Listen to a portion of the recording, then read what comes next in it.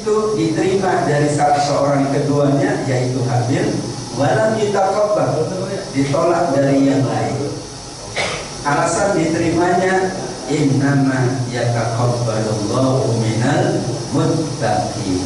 Memang hanya Allah hanya menerima kurban dari orang-orang yang bertakwa. Qarraba, Al-Maidah 27, nanti bisa rujuk ayatnya. Qarraba berarti menjalankan satu ibadah taqarrub kepada Allah, mendekatkan diri. Kalau kita rujuk secara historis, berarti pertama kali ibadah taqarrub, ibadah kurban. Yang itu dijalankan oleh dua putra dari manusia pertama, yaitu Nabi Adam, Qabil dan Habil. Sholat belum ada, zakat belum ada, tapi korban sudah. Tapi karena korban dahulu adalah taqarrub, maka dibebaskan di masa awal, jenis kurbannya bebas, kemudian waktunya bebas, tempatnya bebas.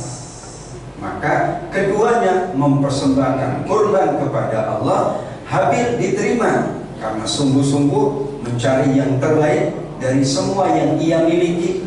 Qabil ditolak karena memberi yang terburuk dengan terpaksa.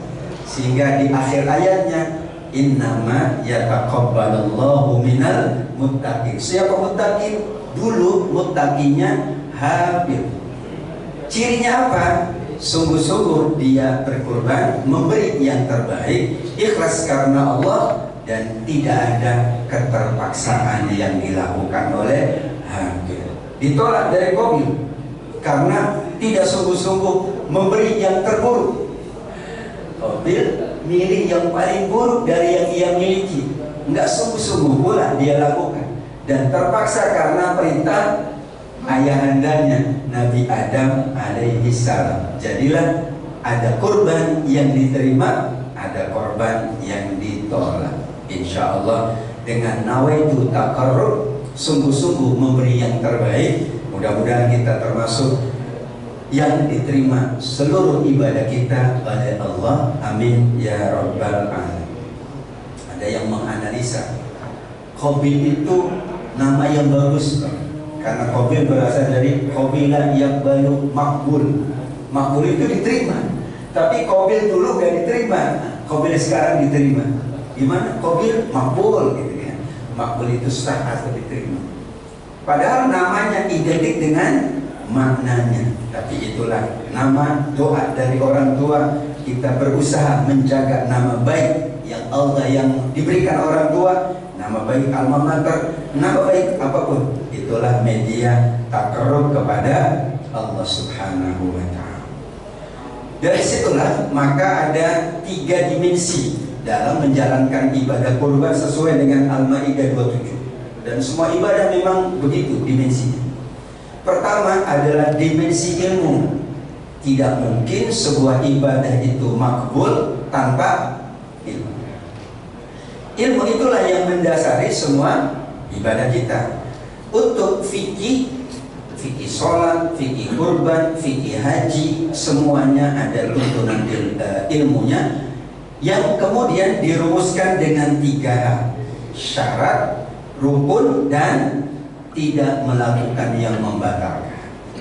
Syaratnya sebelum ibadah penuhi, rukunnya saat beribadah penuhi, kemudian tidak melakukan yang membatalkan.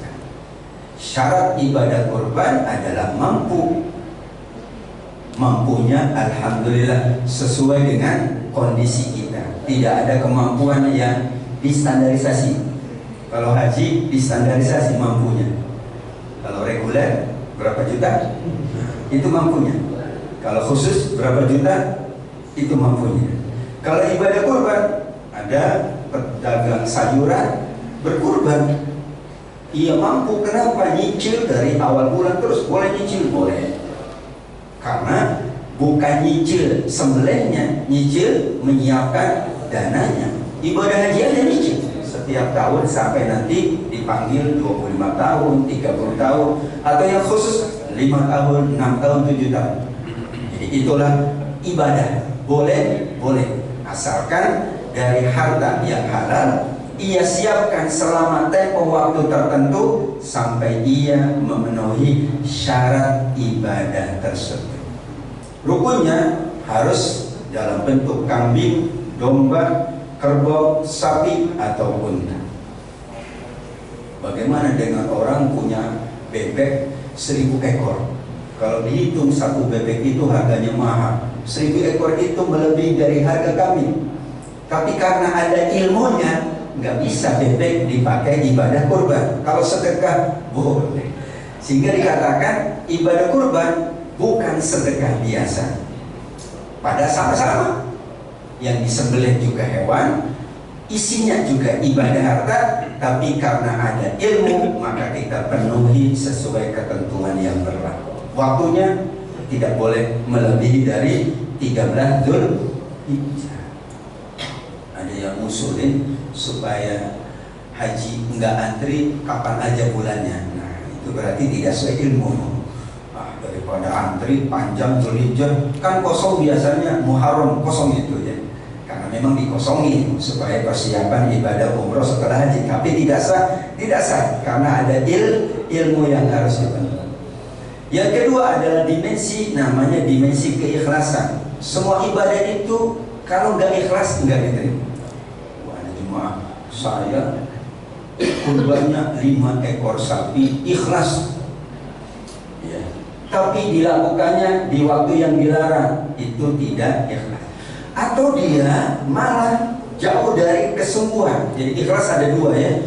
Ikhlas yang pertama adalah innamal a'malu binniyat. Ikhlas yang kedua adalah innama yataqabbalallahu minal muttaqin. Orang yang ikhlas sungguh-sungguh. Kalau asal-asalan meskipun dibilangnya ikhlas enggak sungguh-sungguh. Saya ikhlas meskipun kami yang paling kecil, itu enggak ikhlas karena enggak sungguh-sungguh. Karena ikhlas harus sungguh-sungguh. Ini yang saya punya ya Allah. Ini kemampuan saya. Saya sungguh-sungguh 11 bulan saya nabung untuk kurban. Itu sungguh-sungguh. Karena keikhlasannya hadir itu juga dilihat kesungguhannya memberi yang terbaik sesuai kemampuan. Yang terakhir adalah hikmah. Selalu ibadah itu ada hikmahnya. Sholat apa hikmahnya? Mencegah dari perbuatan keji dan mungkar. Puasa supaya ada empati sesama. Ingat orang lain juga butuh makan tapi nggak bisa makan. Jadi kita nahan diri dari lapar dan dahaga. Begitulah haji, ada hikmahnya banyak. Kurban itu hikmahnya adalah bahwa kita ingin menunjukkan pengorbanan tertinggi kita untuk Allah yang dagingnya dimanfaatkan oleh seluruh manusia. Spesial kurban itu. Yang memanfaatkannya siapa saja? Tentu prioritas yang miskin, fakir miskin ya. Tapi pekurban dibolehkan kata Allah. Fakulu minha, wah yang berkorban makan darinya. Itu kalau sedekah nggak boleh. Orang menyedekahkan sesuatu kepada orang, tapi yang menyedekahkan ngambil dikit, nggak boleh. Tapi kalau kurban, kata Allah, fakulu minha, wah yang berkorban ambil darinya. Kenapa? Karena itu hikmah. Yang dapat keluarga boleh, tetangga boleh, seluruhnya boleh. Bahkan jika ada tetangga yang non muslim sekalipun dibolehkan. Dibolehkan kenapa? Karena ini syiar. Yang korban di tanah suci di Mekah itu berapa juta orang. Cukup kalau untuk mereka masyarakat mampu di sana. Akhirnya ditransfer ke beberapa negara, ke Afrika, ke negara-negara yang sangat membutuhkan. Itu hikmah solidaritas tertinggi, ukhuwah persaudaraan. Seperti haji, hikmahnya ketemu dengan semua negara. Hikmah dari kurban pun itulah namanya dimensi hikmah. Nah, hikmah itu yang menguatkan semangat orang beribadah kepada Allah. Soal taqarrub disebutkan dalam hadis Imam Al-Bukhari dan Muslim, dan itu hadis qudsi. Allah berfirman, Rasulullah bersabda, ana 'inda dhanni 'abdi. Kita tidak membahas tentang husnuzonnya ya. Tapi ada kata taqarrub. wa in taqarraba ilayya bisyibrin taqarrabtu ilayhi dhira'an. Kata Allah, orang yang mendekatkan dirinya kepadaku dengan amal ibadah tentu. Orang mendekatkan dirinya kepada siapapun ada yang dilakukan, bukan mendekatkan diri tapi tidak ada yang dia. Hadisnya memang umum, apapun yang ia lakukan dengan nawaitu taqarrub kepadaku, aku akan lebih dekat kepadanya. Kalau dia mendekat satu hasta, aku dekat satu depan. Kalau dia dekat dengan sekian jengkal, dia akan lebih dekat lagi Allah. Dan kalau dia datang kepadaku berjalan, aku akan datang dengan berlari atau berjalan cepat. Jadi kita beribadah kurban mungkin hanya sekian juta ya. Berapa sekarang kambing yang paling sedang? 3,5 juta paling sedang. Kalau 1,5 juta kurang sedang. Nanti ada kategori kelayakan soalnya ya, kelayakan. Cuman standar kelayakan ini susah distandarisasi karena ada sebuah masyarakat yang hewan itu memang murah karena di sana memang harganya. Makanya kan ada sapi dari negeri tertentu, kampung tertentu, nggak apa-apa, ya nggak apa-apa. Wah, kalau di sini kan harganya sekian. Kalau saya beli di kampung, harganya murah, boleh. Karena tidak ada rumusan tentang harga. Rumusannya sehat, usianya sesuai. Kalau kambing minimal 1,5 tahun. Jadi kalau kurang itu, kalau ada sate kambing apa itu yang ada itu daging yang muda ya 6 bulan itu nggak boleh ya. Tapi kalau di sate ya boleh aja, tergantung yang punya restorannya ya. Karena kenapa nggak sesuai? Kita bicara tentang ilmu takarrub iya, tapi kan ada standar ilmu tadi. Tapi nawaitu kita takarrub kepada Allah 5 juta, Allah kasih lebih dari 5 juta. Kita takarrub dengan 2,5 juta, Allah akan kasih lebih banyak lagi. Itulah hadis Imam Al-Bukhari dan Imam Muslim. Kemudian Bapak Ibu yang dimuliakan oleh Allah Subhanahu wa taala, ayat yang menyebutkan keutamaan kurban itu ada 2 ayat. Al-An'am 162 dan Al-Kautsar ayat 2. Yang paling sering dibahas Al-Kautsar. Flyer korban itu selalu fasolli lirabbika wanhar. Ya itu flyer, itu bagus supaya mengingatkan bahwa sebenarnya korban itu Allah sejajarkan dengan sholat. Tapi ada ayat kedua, ayat pertamanya sebetulnya Al-An'am 162 yang itu kita selalu baca dalam sholat-sholat kita jika doa iftitahnya demikian. Inna sholati wa nusuki wa mahyaya wa mamati lillahi rabbil. Salah satu dari doa iftitah. Doa iftitah banyak ya, nggak ada masalah. Tapi intinya kata Allah apa? Inilah sholatku, inilah kurbanku. Bayangkan kalau orang mampu enggak berkorban, gimana dia mengatakan sama Allah, ya Allah ini sholatku saja, lah korbanmu mana? Tapi kalau kita menjalankan itu, inna sholati wa nusuki, nyaman kita menyampaikannya. Karena kita sholat dan kita berkurban. Tentu kalau itu kita dasarkan kepada hadis, siapa man kana lahu sa'ah, ada kemampuan tetapi tidak mau berkurban, maka jangan dekati tempat-tempat sholat kami. Ibnu Majah dan Al-Hakim. Bayangkan ya, orang maunya sholat doang, enggak mau kurban padahal mampu. Maka kata Nabi, jangan deketi Masjid Al-Ikhlas, jangan deketi tempat-tempat sholat. Seolah-olah jika Anda sholat dan Anda mampu, dan sholat membutuhkan sarana prasarana yang itu adalah ibadah harta, maka Anda pula mampu berkorban, berkorbanlah. Karena Allah dampingkan, inilah sholatku, inilah kurbanku. Itulah kenapa kemudian Allah dampingkan inna sholati wa nusuki. Kemudian surat Al-Kautsar, ungkapan Allah adalah, atau Al-Qur'annya menyebutkan Fasholli li rabbika wanhar. Ada 3 dari ayat ini, yaitu pertama, ibadah kurban itu setelah sholat. Fasholli, sholat Idul Adha. Maka kalau sebelum sholat Idul Adha tidak sah. Disebut ayat kedua, waktunya adalah ad-duha atau al-adha. Kita mengenal waktu duha. Untuk tanggal 10 Zulhijjah dikenal dengan istilah Idul Adha. Apa artinya? Hari raya. Id itu hari raya, Adha itu waktu duha, atau Adha itu hari raya menyembelih ibadah. Kalau bahasanya para ulama tasawuf,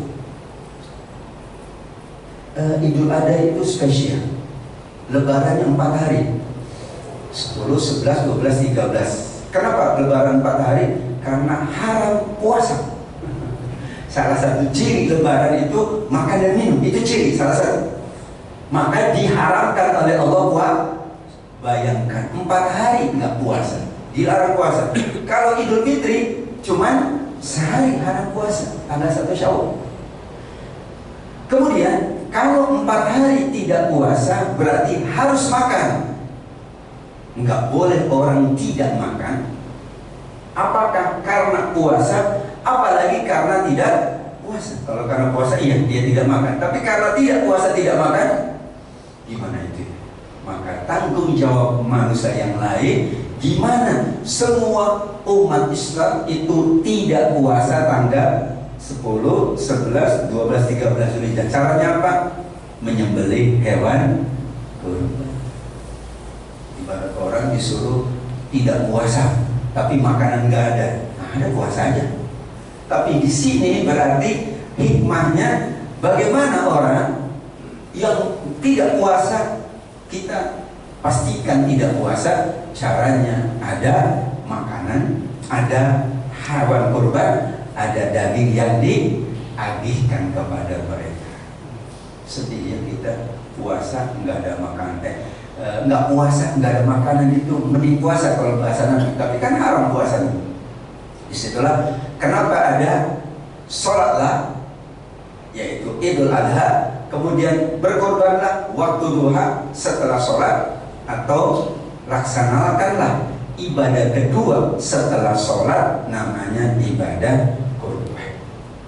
Yang ketiga, Rasulullah bersabda, tidak ada amal yang utama di tanggal 10 Zulhijjah kecuali amal itu dinamakan sebagai hiraqatud dam, yaitu menyembelih hewan. Kan ada, ini soal filosofi tapi berbenturan dengan ilmu. Tetap ilmu nomor 1 ilmu ya, baru filosofi hikmah kita gali gitu ya. Tapi harus sesuai ilmunya. Ya. Saya sholat subuh 3 rakaat, saya cari hikmahnya, enggak ada. Karena tidak sesuai dengan ilmunya. 2 rakaat, kenapa subuh 2 rakaat? Nah, kita cari hikmahnya. Kenapa haji bulan Zulhijjah? Kita cari hikmahnya, begitu. Kenapa kurban itu tanggal 10, 11, 12, 13? Kita cari hikmahnya. Itu bukan tidak sesuai ilmunya, dicari hikmah, nggak ketemu. Tapi ilmu dulu, baru kita cari hikmahnya. Nah, Rasulullah menyebutkan ma'amila adamiyun, tidak ada amal yang utama dijalankan di hari Idul Adha kecuali menyembelih hewan kurban. Di situ berarti Rasulullah menginginkan semampu apapun kita, sekaya apapun kita, maka ibadah paling utama, ahabbu ilallah, paling dicintai oleh Allah adalah berkurban, meskipun hanya seekor kambing. Padahal ada orang yang niat sedekah tanggal 10, yang ia sedekahkan harta 10 juta, melebihi dari kurbannya yang 2,5, 3,5 atau 5 juta. Tapi pilihan terbaik bukan sedekah harta, pilihan terbaik adalah ibadah. Ya.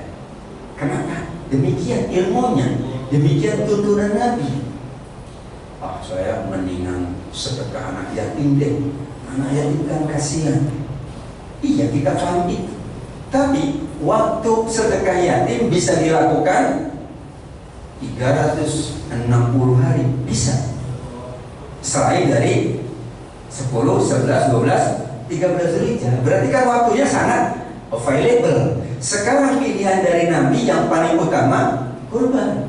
Meskipun maaf 3,5 juta, 5,5 juta, daripada kita menyantuni yatim yang harganya mungkin bisa 10 juta, 15 juta. Kenapa? Soal waktu mempengaruhi keutamaan.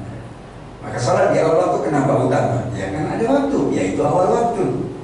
Awal waktu itu menentukan. Sekarang Nabi menginginkan seluruh umatnya berkorban bagi yang mampu, dan jika ingin ibadah yang lain silakan boleh digandengkan. Oh, kurban juga, sedekah juga, infak juga, santunan yatim juga bagus jika mampu. Tapi jika mampunya hanya 3,5 juta, 2,5 juta atau 5 juta dan bertepatan 10, 11, 12, 13, maka kurbanlah yang didahulukan. Nanti santunan yatim insya Allah, infak sedekah insya Allah setelah 13 Zulhijjah atau 9 Zulhijjah, supaya harta kita sesuai dengan tuntunan Nabi Muhammad sallallahu alaihi wasallam. Kemudian kata Rasul sallallahu alaihi wasallam, sungguh darah itu sudah sampai kepada Allah sebelum darah hewan itu sampai di bumi atau tanah ketika ia disembelih. Bayangkan, duluan mana nyampenya? Ternyata duluan nyampe ke Allah daripada nyampe. Ini sekarang yang menyembelih bagus namanya Juleha, ya. Ternyata laki-laki semua. Jurus sembelih halal.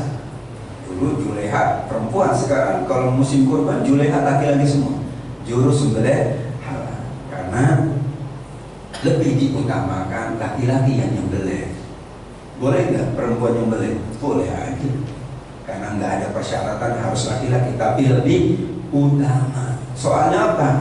Fisik. Yang kedua, perempuan ada ya porsinya, yaitu nyiapkan kreseknya, nyiapkan dagingnya. Nah itulah yang nyembelih Juleha, jurus sembelih halal.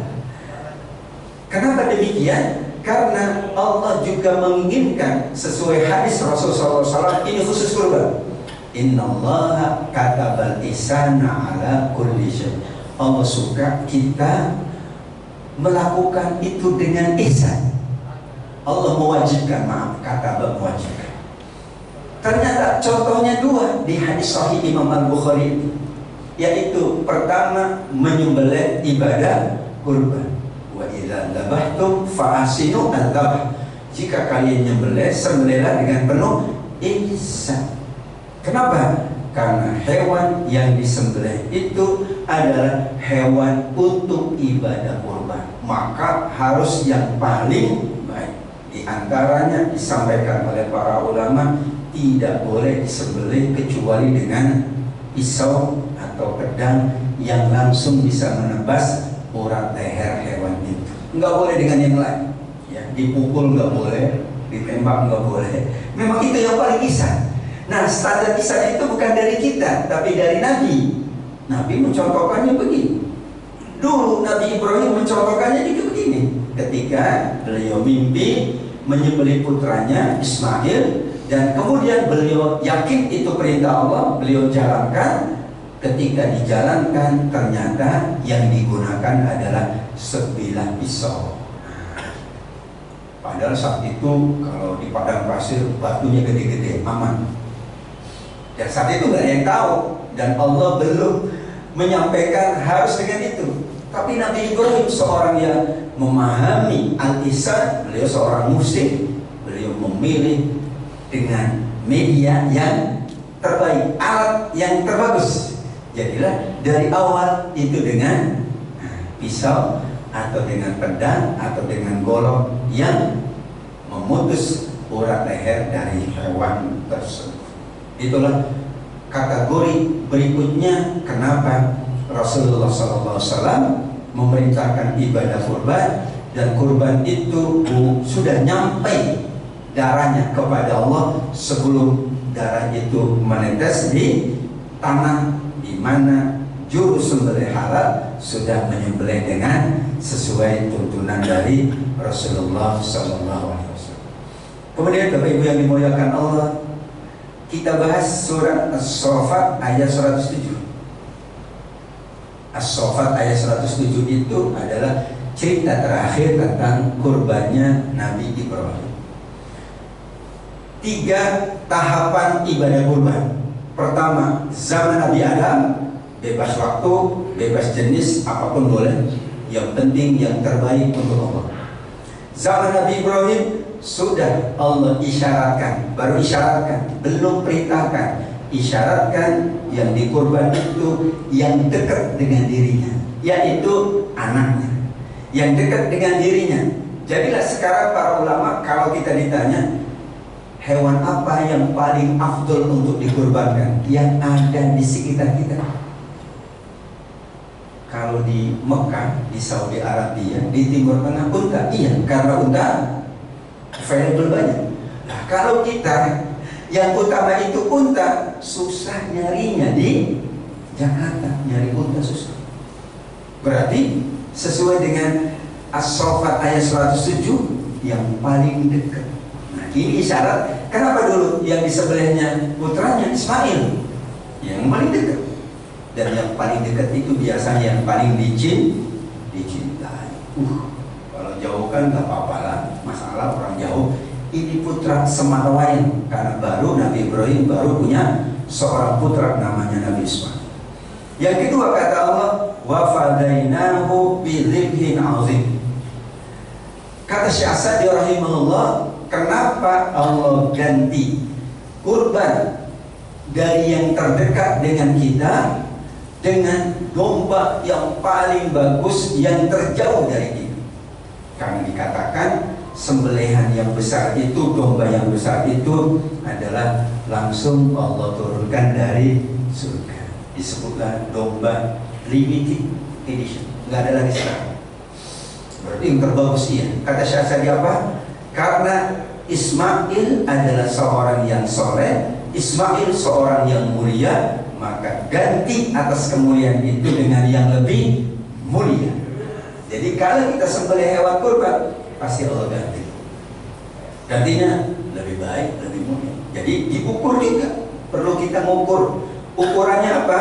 Kesehatan hewan kurban. Ukurannya usia. Ukurannya adalah kelayakan hewan tadi. Sebagian ulama memang tidak membolehkan hewan kurban yang betina, dianjurkannya yang jantan. Kenapa? Karena itu adalah yang terbaik. Bukan berarti bahwa yang betina itu tidak boleh, hanya dianjurkannya yang jantan. Alasannya insya Allah sesuai dengan sunatullah. Kalau betina itu melahirkan, kalau jantan tidak mungkin melahirkan. Supaya apa? Ketersediaan tadi, bahwa yang dekat dengan kita itu yang lebih utama. Jadi kambing ya dekat dengan kita, embek dekat dengan kita, domba dekat dengan kita. Sedangkan mungkin unta jauh dengan kita, sapi dekat dengan kita. Tapi masyarakat lain yang dekat adalah unta, silakan. Yang dekat adalah kerbau, silakan. Yang penting dalam kaidah fikihnya bahwa orang berkorban itu hewannya yang ditetapkan oleh Nabi, kemudian kategorinya adalah yang paling dekat atau yang banyak di sekitar kita, sehingga semua orang dapat berkorban dengan mudah. Kalau harus hewan tertentu, belum tentu ada. Bahkan kalau di beberapa negara Eropa itu sulit nyari hewan itu, enggak mudah ya. Bahkan mereka menyembelihnya tidak boleh di depan musola, enggak. Dia harus di area tertentu. Itu juga menunjukkan yang paling dekat dengan mereka. Alhamdulillah kita masih dibolehkan di berbagai area lokasi. Jepang ada ketentuan tersendiri karena ada unsur yang lain. Ini taqarrub kepada Allah, yaitu mendekatkan kita kepada Allah Subhanahu wa taala. Nah, terakhir dalam fikih kurban itu diingatkan tidak memotong kuku atau rambutnya bagi yang berkorban. Kuku sendiri, yang bukan kuku orang, rambut sendiri. Nah, namun ada 3 pendapat.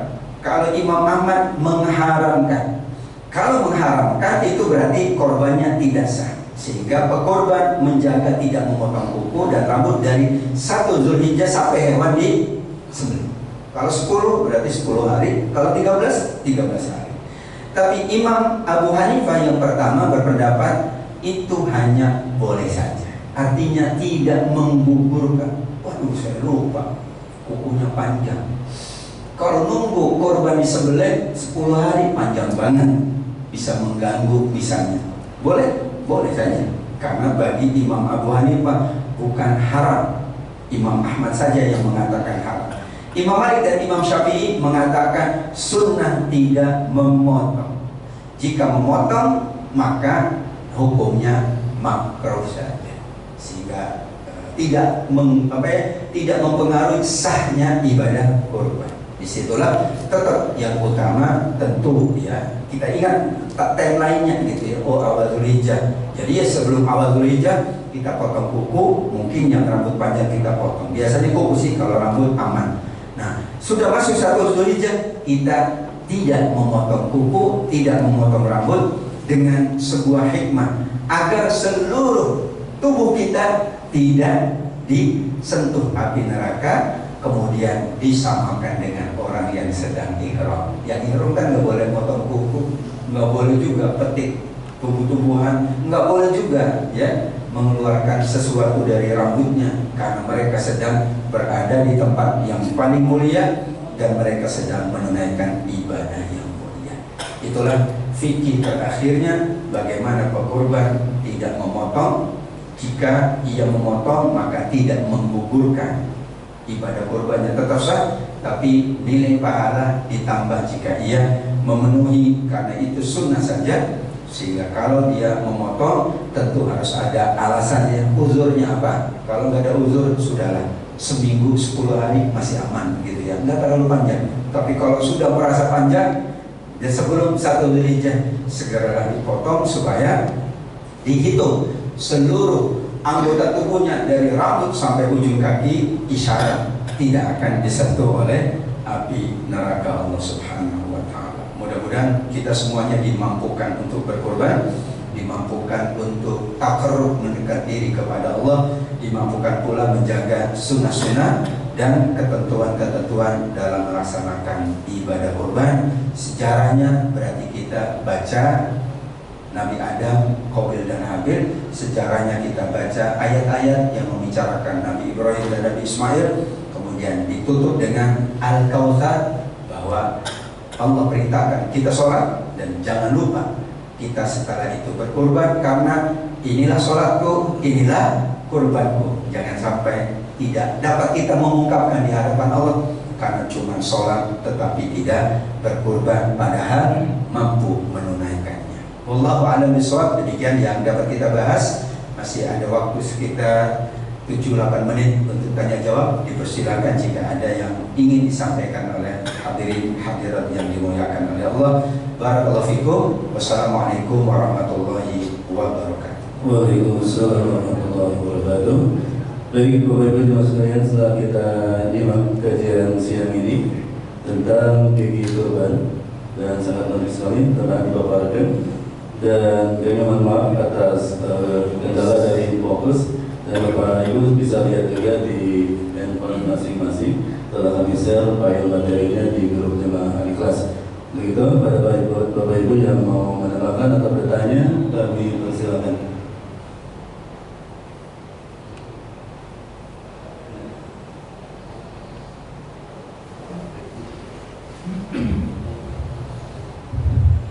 Assalamualaikum Ustaz. Waalaikumsalam warahmatullahi wabarakatuh. Apa hukumnya memaksa atau memampu-mampukan diri berkorban tapi dengan berhutang? Tapi bisa, dia yakin bahwa dia bisa membayar hutang itu. Terima kasih. Makasih ya Pak. Gimana orang yang berkorban dengan skema hutang? Hutang itu dibolehkan oleh agama, asal dia wajib melunasinya.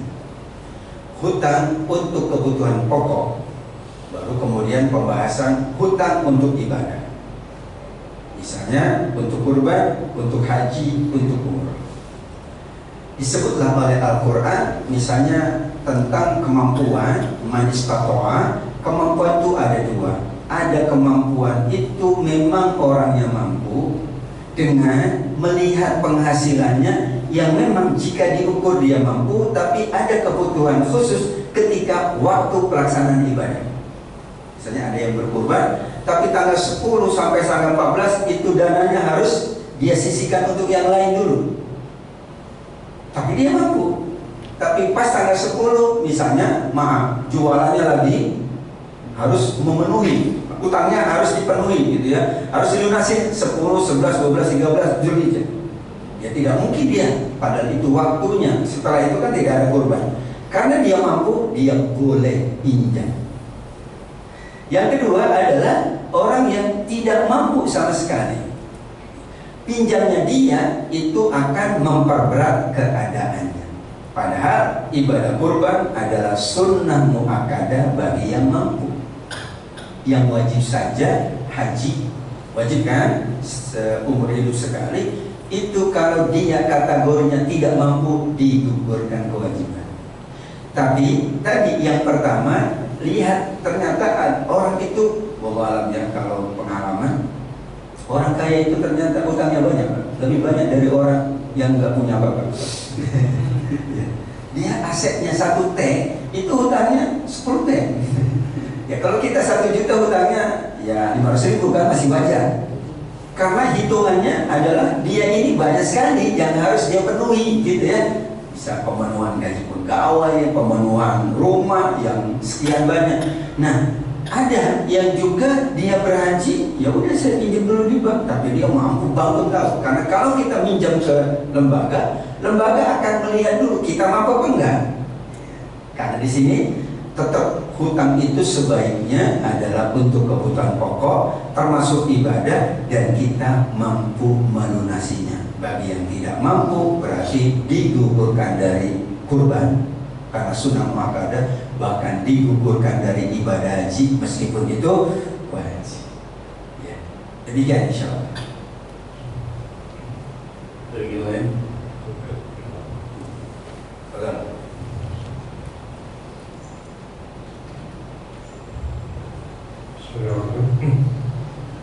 Assalamualaikum warahmatullahi wabarakatuh. Waalaikumsalam.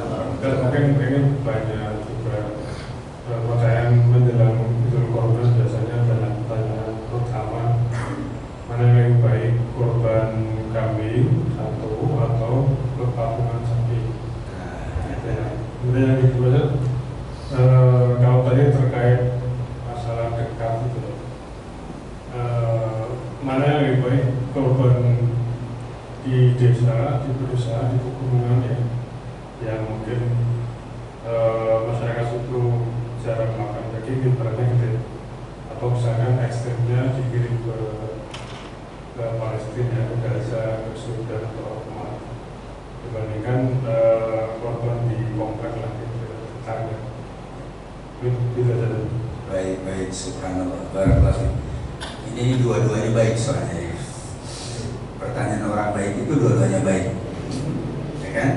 Baik dua-duanya kan. Apakah satu kambing untuk sendiri ya, ataukah dia ikut ya satu sapi bersama sahabatnya 7 orang begitu ya. Dalam konteks ini maka dilihat keadaannya. Ada lembaga yang lebih banyak menyiapkan sapi dari kambing, maka sama saya di masjid saya memang lebih banyak mereka menyiapkan sapi. Saya 7 untuk satu sapi untuk 7 orang, maka kita ikut share supaya masuk, supaya orang bisa beribadah sapi, karena dia nggak mampu kalau harus memenuhi satu sapi itu sendirian. Boleh satu sapi sendirian, boleh sekali. 5 sapi sendirian juga boleh. Tapi seandainya lembaga itu menyiapkannya sapi, maka kita lebih utama memenuhi sahnya orang yang berkurban sapi, karena masing-masing dapat memenuhi seluruhnya dengan baik. Tapi kalau lembaganya lebih banyak menyiapkan kambing, kita utamakan kami. Unsur yang kedua adalah dilihat dari tingkat kebutuhan masyarakat sekitar, karena memang betul yang lebih utama masyarakat sekitar ya. Terjadinya perpindahan agihan dari korban keluar ke Palestina, ke Sudan atau ke berbagai negara, itu adalah bagian dari kita memiliki solidaritas yang lebih luas. Tapi yang terdekat itulah yang lebih utama. Jadi masyarakat kampung itu yang lebih utama. Termasuk tadi yang kedua, apakah di kampung? Iya, kalau kita berkorban di kampung, masyarakat kampung lebih utama. Kalau kita berkorban di komplek kita lebih utama. Barulah step yang kedua, setelah yang terdekat sudah dapat semua, baru kita alihkan ke tempat yang lain.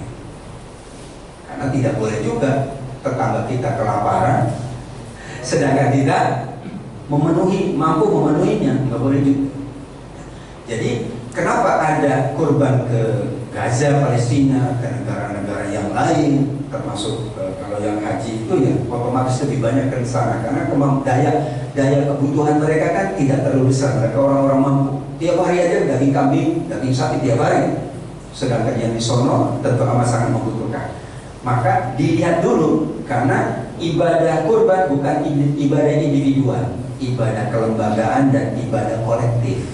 Sehingga kita tidak bisa ibadah kurban sendiri, memang nggak bisa. Sebaiknya lewat lembaga, bisa yayasan, bisa Lasnas, bisa apa. Karena mereka lah yang tahu, nanti dihitung sama dengan kenapa kemudian zakat sekarang juga kelembagaan.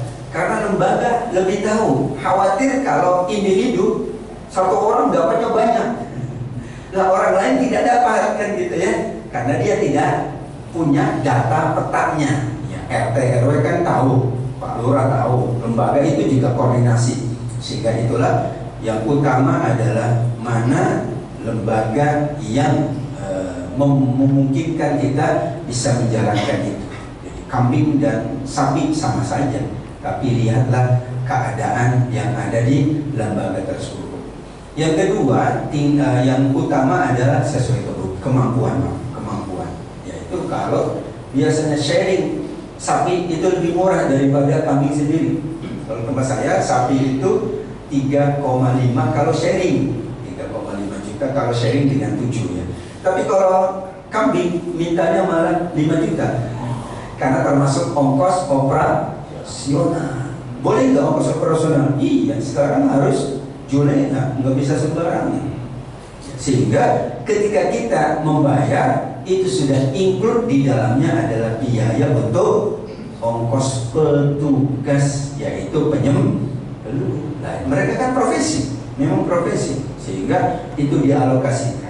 Tidak boleh itu adalah dari daging jadi ongkos, gitu nggak boleh. Misalnya sapi, mas ongkosnya dari daging sapi ini ya, enggak.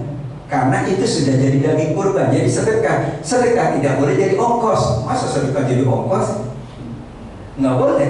Sehingga yang memungkinkan adalah, ya sudah Bapak Ibu, kami sampaikan di lembaga menyampaikan 3,5 juta plus ongkos. Ya sudah, berarti kita ikhlas bahwa kita berkorban, di dalamnya ada kos yang dibutuhkan untuk kebutuhan yang memang itu sifatnya profesional, ya, bukan salah.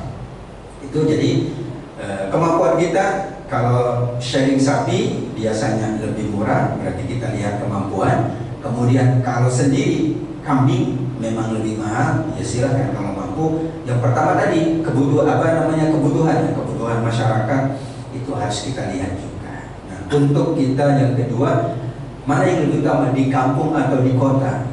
Tidak ada keutamaan kampung dan kota.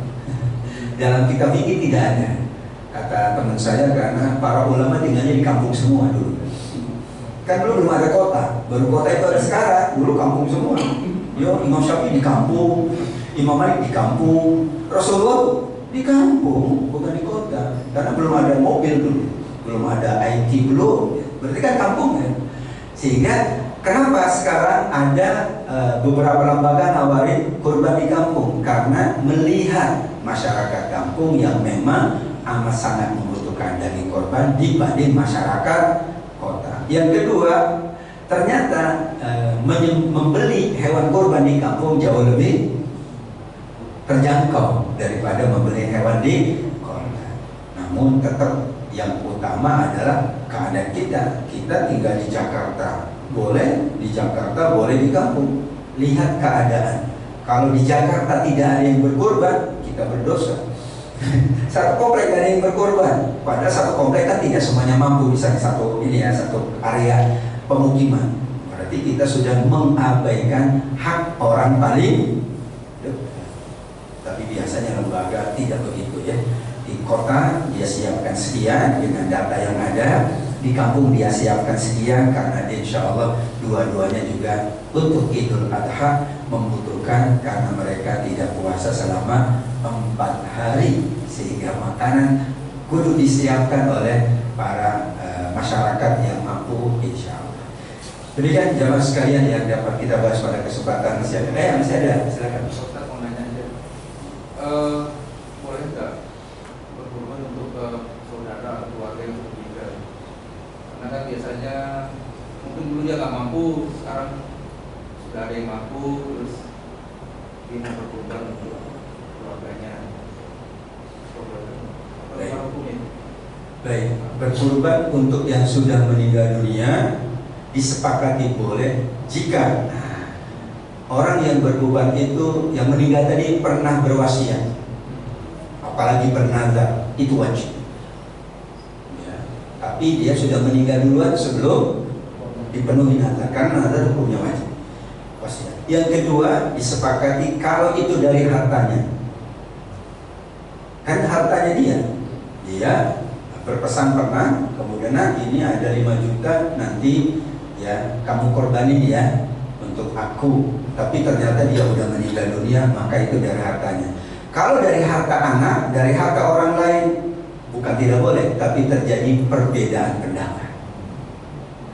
Karena yang aslinya adalah untuk diri sendiri, dari harta diri sendiri, kecuali untuk keluarganya. Misalnya Nabi bersabda, aku berkorban untukku dan ahli keluargaku. Itu masih hidup semua ahli keluarganya. Untuk yang sudah meninggal dunia tanpa wasiat, tanpa nazar, bukan dari hartanya, terjadi perbedaan pendapat. Yang membolehkan adalah berdasarkan hadis di mana ada seorang wanita yang bertanya, yaitu kasusnya adalah badal haji, menggantikan haji orang yang sudah meninggal dunia. Imam Syafi'i membolehkan karena ibadah harta. Ibadah harta itu lebih fleksibel dari ibadah fisik. Jadi orang kalau sudah meninggal, nggak bisa kita gantiin sholatnya, nggak bisa. Tapi kita gantiin puasanya, iya, dengan fidyah. Kan berarti ganti hutangnya, iya, karena harta. Ahli waris wajib melunasi hutangnya. Sedangkan hadis menyebutkan hutang kepada Allah lebih utama untuk dilunasi. Atas dasar itu boleh. Tapi yang melarang karena ibadah harta itu wajibnya atas dirinya dari hartanya, bukan dari harta orang lain. Ya, kalau dia tidak mampu, sudah gugur secara otomatis. Ya. Dia mampunya sudah meninggal dunia, hartanya dia oke. Tapi kalau harta anaknya, dia kategorinya belum.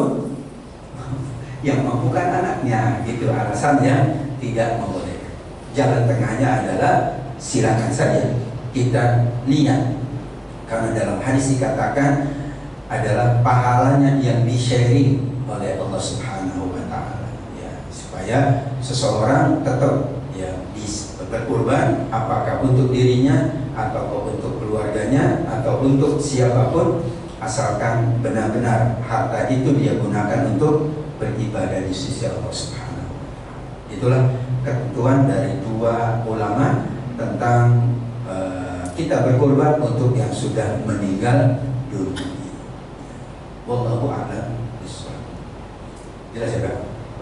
Baik, insyaallah demikian Bapak Ibu, terima kasih. Kita tutup dengan doa penutup majelis. Subhanakallahumma wa bihamdika asyhadu an la ilaha illa anta astaghfiruka wa atubu ilaik. Wassalamualaikum warahmatullahi wabarakatuh. Waalaikumsalam warahmatullahi wabarakatuh. Alhamdulillah. Dan untuk Senin depan kita berjumpa dengan Ustaz Usman Toto. Terima kasih. Assalamualaikum warahmatullahi wabarakatuh. Waalaikumsalam. Ya, ya,